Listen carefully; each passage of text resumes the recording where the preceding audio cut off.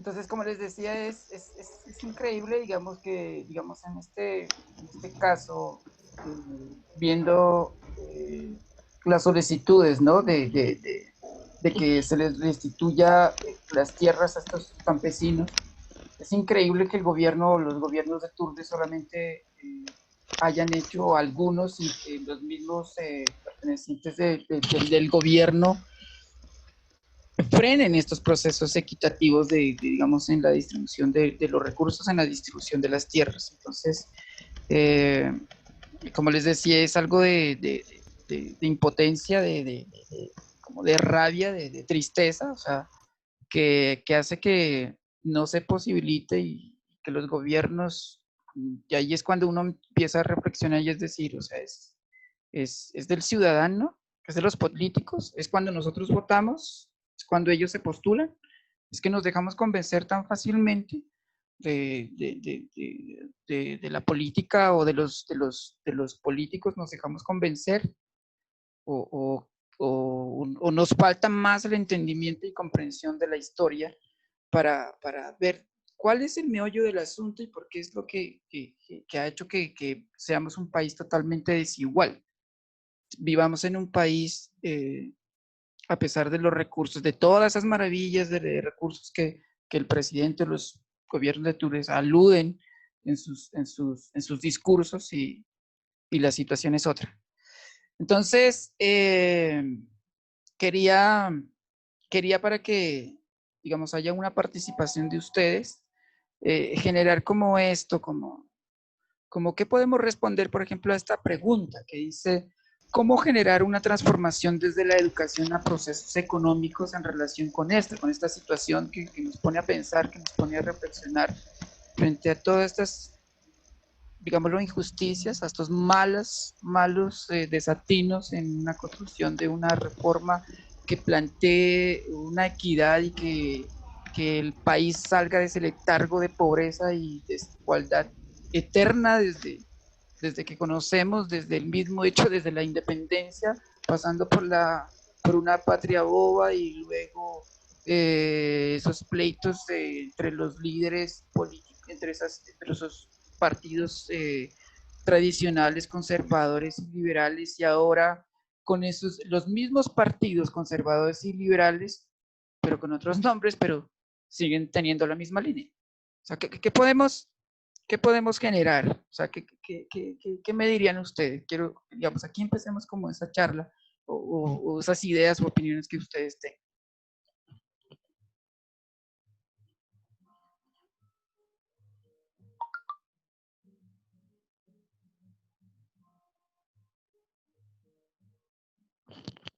Los escucho, por favor.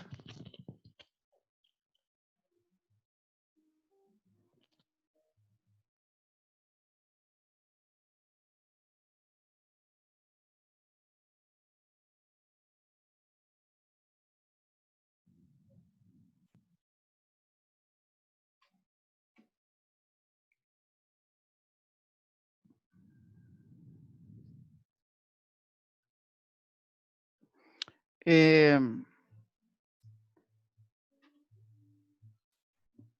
¿Quién podría como tener una idea sobre esta pregunta, una respuesta desde su opinión, desde su comprensión?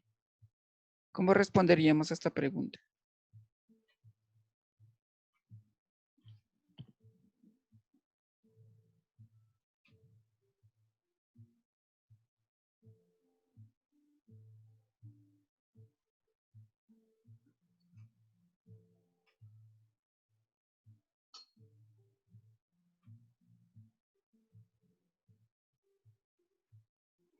Dice Santiago, dice, dice que ve complicado desde la educación. ¿Por qué sería, Santiago? O sea, ¿cuál sería la dificultad?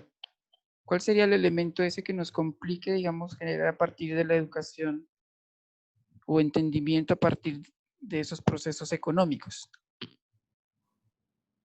Profe, ¿me escucha? Sí,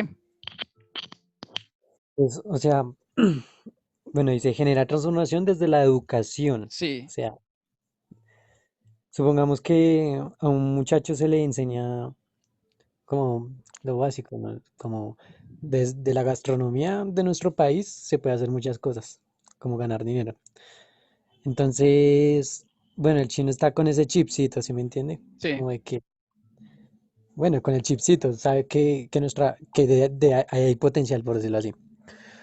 Entonces, llega el punto donde la gente, ¿cómo se dice esa palabra? Bueno, la gente dominante, ¿cómo se dice esa palabra? Como los de arriba, por decirlo así, bueno. entran. O sea, pues estamos gobernados por gente que solo tiene interés particular Ujú. y realmente una persona pues que no tiene mucha como importancia, por decirlo así, pues no va a hacer mucho cambio. ¿Qué pasa? Y creo que es lo principal, que así se enseñe esto a miles de muchachos, personas en, sí, en el pueblo. En sí usted se pone a ver y sí, si hay pobreza, eso no se niega, pero usted se pone a ver vivimos bien. ¿Por qué lo digo? Porque usted se pone a ver y una protesta, que en este caso pongámoslo como una reforma agraria, realmente hasta que literal el pueblo no pase por una crisis, pero una crisis maluca, o sea, que realmente sea una crisis, no va a surgir nada. ¿Por qué? Porque es como esas reformas, esas luchas, lo que pasaba en años antes, hace muchos siglos. ¿Qué pasaba? Que el pueblo estaba cansado, ya cansado, que ya estaba peor. Ahí es donde se logra un cambio, pero ahorita un cambio que pide el pueblo, pues, y no duran más de una semana protestando. ¿Por qué? Porque viven bien, la mayoría del pueblo. Cuando hay un cambio, cuando a todos les afecta ese, pues, O sea que el- hasta exacto, que no me toque, no voy a exacto. protestar. O Y sea, en este caso nos afecta a todos. ¿Por qué? Porque nuestro país tiene mucho potencial. Nosotros tenemos una gastronomía inmensa, pero no todos le votan a la gastronomía, aunque nuestro país es pues, campesino. bien, bien. Entonces, vivimos, o sea, somos conformistas y hasta que la situación no sea conmigo, entonces no salgo a protestar. Dice Valerie Bustos, profe, lo que pasa es que en Colombia somos muy individualistas, solo nos importa lo que nos favorece a algunos. Se consolida más, esto es lo que plantea eh, Santiago. Listo. Bien, vamos a generar otra pregunta. Y es esta. ¿Cuál es la labor de la población para romper con procesos que impiden el desarrollo económico del país? ¿Quién me ayuda? Profe, no sé si me puedo oír. ¿Me escuchan? Listo, hágale, profe. Bueno, primero, antes de responder la pregunta, quisiera hacer un comentario pequeñito. Creo que toda la charla que hace el profe, digamos que es un argumento genial para entender la famosa lucha de clases que plantea Marx, ¿no? O sea, ¿cómo no habrá una lucha de clases cuando una se encarga de oprimir al otro, aprovecharse del otro, quitarle al otro, ¿sí? Y en muy pocas veces, en muy pocas ocasiones, medio le da algo y es un mínimo que se entrega a cambio de sacrificios muy grandes. Uh Entonces quería -huh. simplemente hacer como ese comentario para que Exacto, sí. reconozcamos cuánta razón tenía Marx cuando decía eso. Ajá, Y pues obviamente la dialéctica que se genera a partir de ahí, ¿no? y en la imagen podemos ver eso, ¿no? Sí, claro, total, precisamente Ajá. por eso quería decir. Ah, bien. ¿Cuál, la de ahí o la de mi perfil ahí? La, la que También, dice, la que está ahorita, que sí, dice maquillaje democrático, resistamos paisano, que nuestra lucha continúa, reforma agraria y solamente él y se convence frente a las migajas de alguna manera que le plantea, digamos en este caso, capitalismo, ¿no? sí. Bien, profe. Listo, profe. Bueno, ahora sí respondiendo a la pregunta. ¿Cuál es la labor de la población? Yo creo que lo primero, y creo que lo decía alguien hace un momento, o estaba viendo hacia ese lado, y es el reconocernos como campesinos, como reconocernos parte de un país agrícola. O O sea, ¿cómo es que tenemos un país con más del 70% de territorio campesino, de campo como rural, pero nos creemos gringos porque nos compramos unos tenis de 200.000 pesos? Nos creemos europeos porque entonces vemos la Champions, ¿sí? Cosas por el estilo hacen que el proceso de formación como nación, el propio Oscar lo decía hace 8 días, el hablar de nación es lo primero. O sea, la población tiene que entender que antes de llegar a ser un Estado con las características que sea, debemos ser una nación, y una nación que se reconozca como parte, en este caso, del agro, y sobre todo, creo que hay una cosa, la parte final de la pregunta, profe, cuando dice procesos que impiden el desarrollo económico del país. Perdón, es muy difícil cuando las personas caemos en el error de verlo muy lejano, ¿sí? Digamos que muchos de nosotros decimos, no, es que yo para qué lo voy a comprar al campesino de la tienda si igual hay multinacionales. Sí, pero si todos nos atreviéramos a comprarle al campesino de la tienda, el cambio se daría, ¿sí? Pero como siempre decimos, no, pero es que con que yo, una sola persona lo haga, no se va a generar un cambio. Pues entonces creo que tenemos que hacerlo en tres cosas. La primera, reconocernos como parte de un país agrario. Segundo, reconocernos como nación, que culturalmente tiene unas características puntualmente dadas. Y tercero, atrevernos a hacer esos pequeños cambios. El día, lo que usted decía, el domingo que yo vaya a hacer mercado y diga, no, no me voy a ir al éxito, sino me voy a ir a la plaza, en ese momento ya estoy haciendo algo. Sí, ¿no? Digamos, ahí relacionando con lo que dice Valentina Bustos, cuando dice que somos un país individualista, y sí, o sea, nos generamos frente a esos procesos de, digamos, por la marca o porque nos ofrecen, pero digamos, lo propio, lo autóctono, y es cuando también se habla en relación con lo que hablaba el profe, que ahorita lo confirmó, y es cuando se habla de nación que hablaba el profe Oscar. Y es todo el campo, todo, digamos, todo, digamos, esa identidad campesina generan, o sea, es como la madre de toda, digamos, la nación de donde se fecunda todo, cultura, ¿sí? Tradiciones. Entonces, ese mismo colonialismo, ese mismo, no sé, imponencia capitalista, neoliberal y todo esto, pues ha hecho que nosotros eh, desvaloremos esos elementos y primen elementos extranjeros. Entonces, lo que decía, ¿no? Digamos, soy mejor porque tengo los zapatos de Nike o son, no sé, de marca, entonces eso es, pero si usted no va al Restrepo a comprar sus zapatos, entonces no tiene validez porque es hecho en Colombia. Propio Oscar.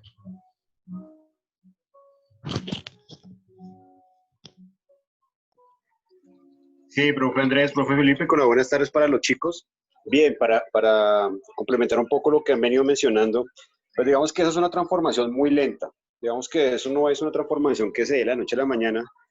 Llevamos 200 años siendo educados bajo una sola manera, aunque a veces pensemos que nos han gobernado de otras maneras, no, solo hemos tenido una forma de gobernarnos durante más de 200 años y transformar eso y esa forma de pensar en la población es muy complejo. ¿Cómo se hace eso a partir de la educación? Haciendo una reforma educativa, ¿sí?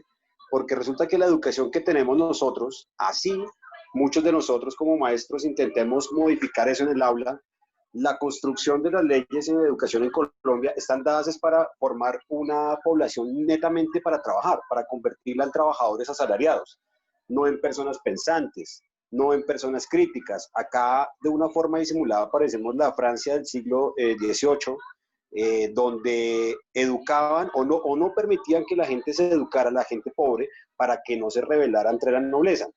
Y aquí de una forma camuflada nos tienen así, acá no se puede opinar, no nos educan políticamente, no nos educan en economía, simplemente en lo básico. Acá los medios de comunicación terminan siendo prácticamente la forma de educar a la tercera edad o a los adultos que no han tenido una educación escolar o universitaria.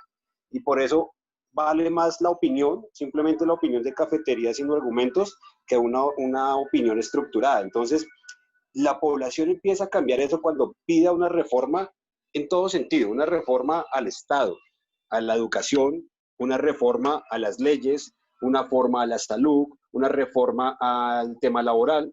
De esa forma nos acercamos más a ir construyendo una nación, y nación, cuando hablamos de nación, es un territorio que se gobierne bajo normas o leyes que busquen el beneficio de esa población, ¿sí? Entonces, podemos salir a protestar, podemos y se hace.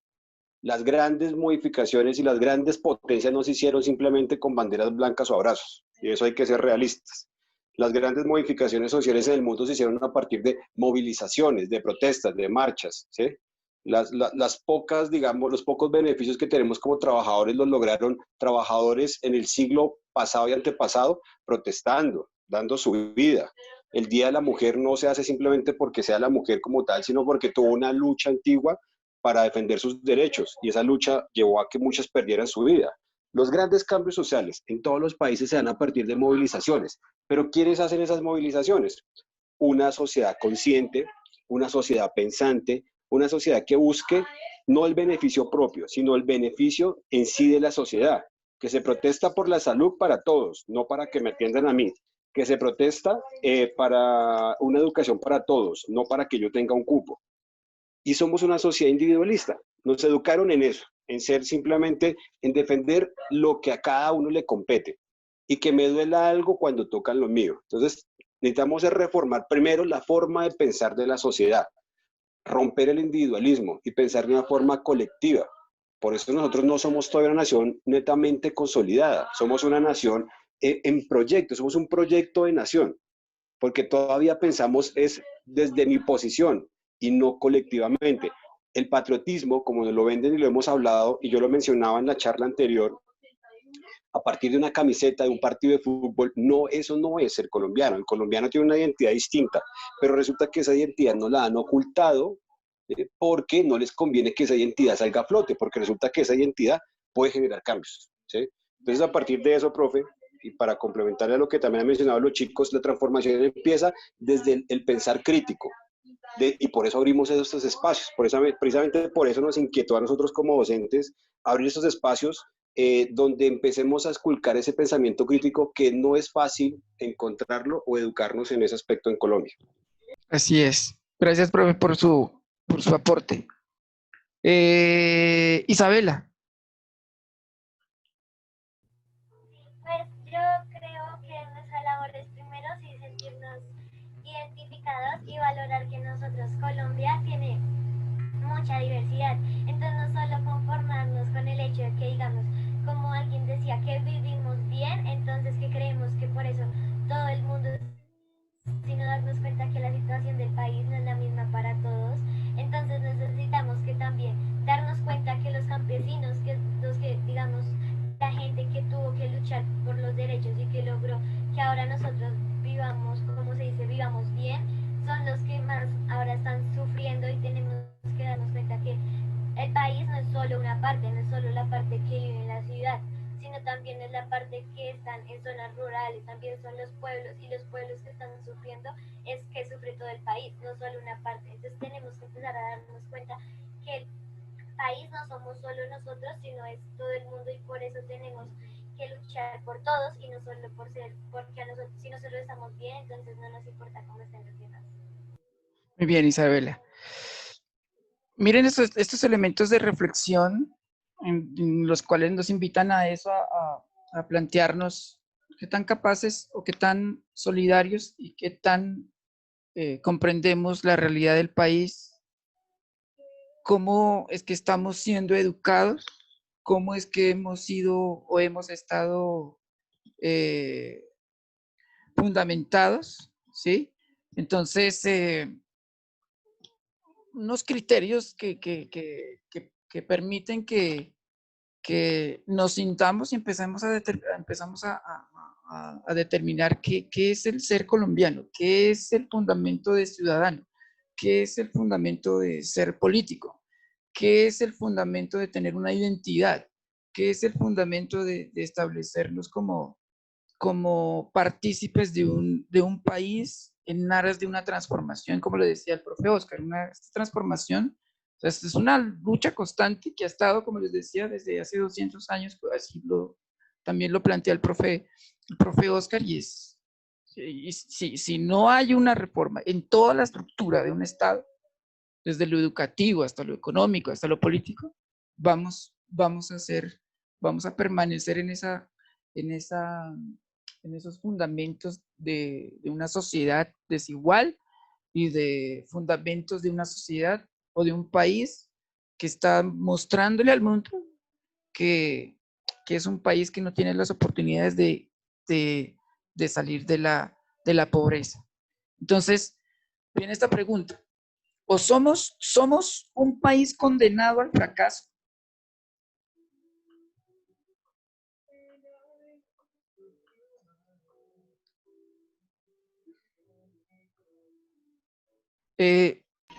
Santiago, Ay, bueno, profe Andrés. sí. Pero Santiago no habla. Ah, bueno. Bueno, yo bueno, trataré de responder de una manera muy concreta pensando en lo siguiente, y es que somos un país condenado al fracaso dependiendo de lo que definamos como fracaso, Ajá. ¿sí? Es tan sencillo como eso, ¿sí? Es que queremos ser un país, a muchos de nosotros se nos puede decir qué es un país exitoso, y sobre todo los jóvenes, qué es ser exitoso. Que ser exitoso es ganarse 20 millones en un sueldo, irse a Europa, irse a Estados Unidos, y claro, no estoy diciendo que eso sea malo, si alguien tiene la oportunidad, hay que hacerlo.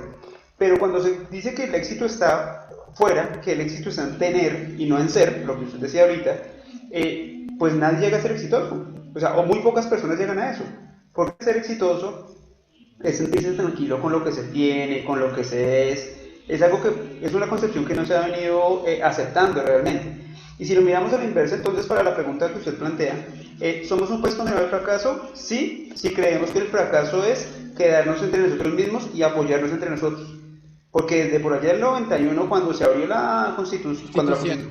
la constitución del 91 nos habló de la famosa apertura económica, se convirtió en una apertura cultural, una pérdida de valores, una pérdida de muchas cosas, y entonces nos convertimos en un país que quería ser exitoso, cumpliendo los estándares, creo que era usted o el profe Oscar, no recuerdo quién lo decía, cumpliendo los estándares dados desde afuera, ¿sí? Y no reconociendo nuestra propia identidad. Entonces, si el fracaso es entendido como eso, sí somos condenados al fracaso.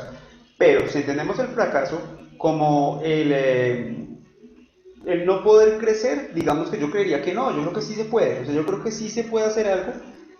Totalmente convencido que no va a ser de un día para otro, de que no va a ser de un gobierno para otro, y menos si llevamos 5 o 6 gobiernos en las mismas.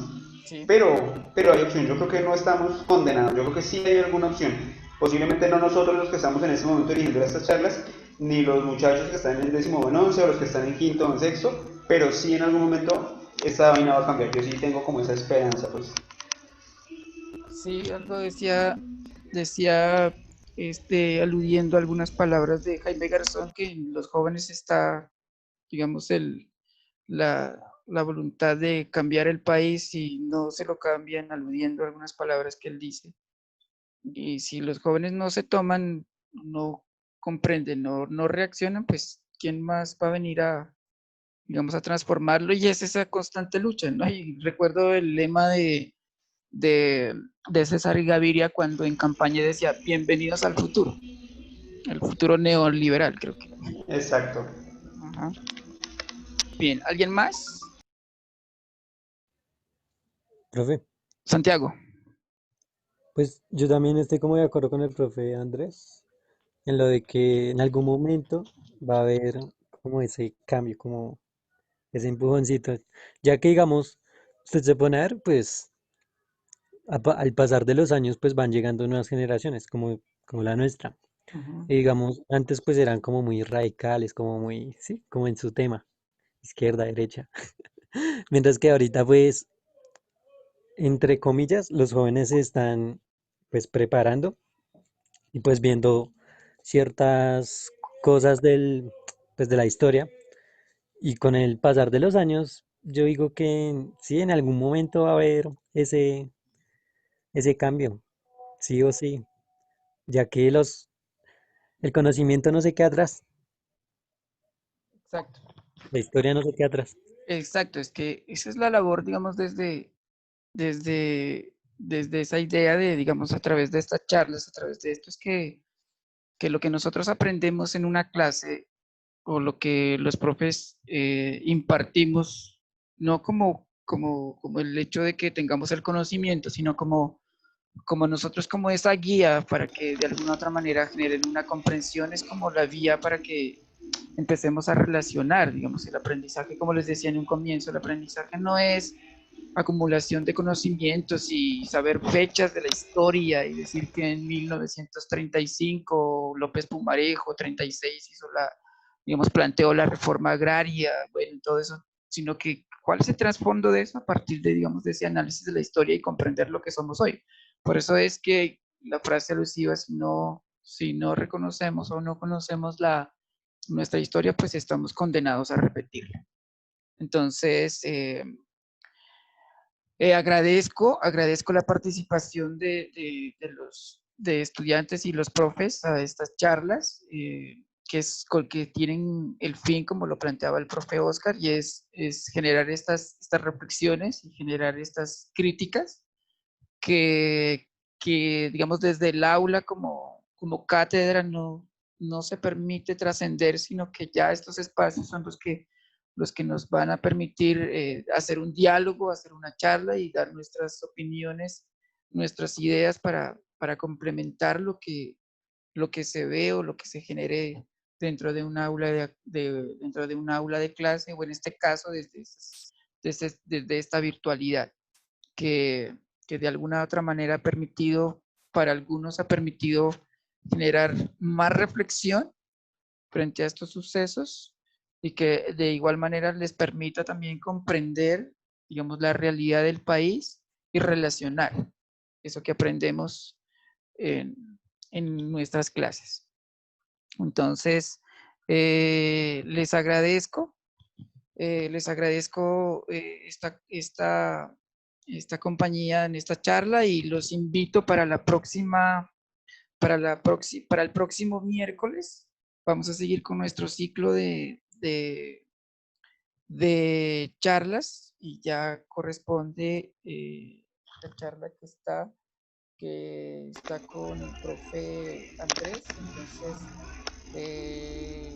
la charla que va a dirigir el profe Andrés Felipe es neoliberalismo, una realidad en contra de nuestra independencia. Entonces, para que nos acompañen nuevamente y estén prestos a la participación y a generar sus comentarios, sus ideas, sus opiniones. Muchas gracias, profe, muy chévere la charla. Listo, entonces agradezco. Gracias, profe. Gracias a los chicos. Gracias, chicos. Igual las dos charlas que se generaron van a estar también reproduciéndose en la emisora La Caverna. Entonces, para que estén atentos y si quieren volver a escuchar o compartirla con sus compañeros. Entonces, nuevamente, mil gracias, niños. Y profes, muchas gracias por su Gracias, acompañamiento. profe. Listo. Chao, que estén bien. Chao, gracias. Listo. Chao, gracias, neta. Gracias, profe. Vale, gracias a No, ti. profe. Gracias. Gracias, Gracias profe. a ustedes. Gracias.